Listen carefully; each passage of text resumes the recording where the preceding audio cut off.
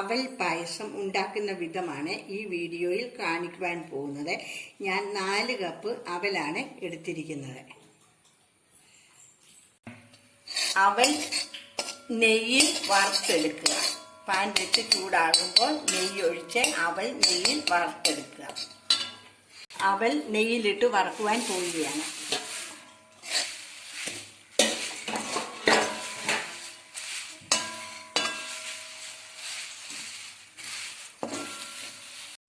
തരിതരിപ്പായി വറുത്തെടുത്ത അവൽ ആണിത്.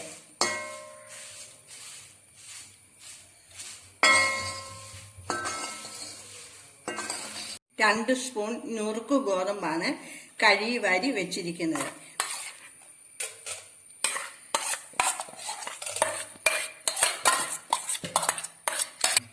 രണ്ട് ഗ്ലാസ് പാൽ അതിലേക്ക് ഒഴിച്ച് നന്നായി വേവിച്ചെടുക്കുക. വേകുന്നിടം വരെ ഇളക്കിക്കൊണ്ടിരിക്കണം. ഇപ്പോൾ നുറുക്ക് ഗോതമ്പ് നല്ല മയത്തിൽ വെന്തിരിക്കുകയാണ്.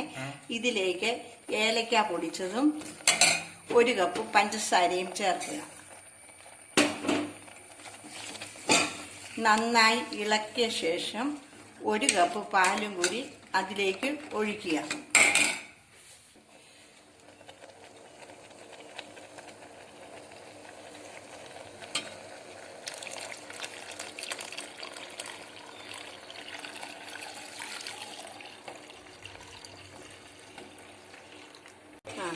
നന്നായി ഇളക്കി തിളയ്ക്കുമ്പോൾ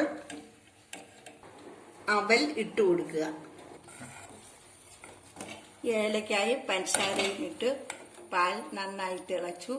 ഇനിയും തരിതരിപ്പായി വറുത്തു വെച്ചിരിക്കുന്ന അവൽ നെയ്യിൽ വറുത്ത അവൽ അതിലേക്ക് കുറേശ്ശെയായിട്ട് ഇളക്കി വാങ്ങിവെച്ച് ഉപയോഗിക്കാം.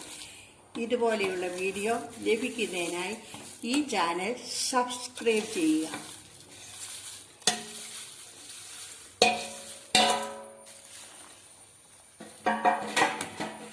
ഇപ്പോൾ നമ്മുടെ അവൽ പായസം റെഡിയായിരിക്കുകയാണ്. എല്ലാവർക്കും ഓണാശംസകൾ.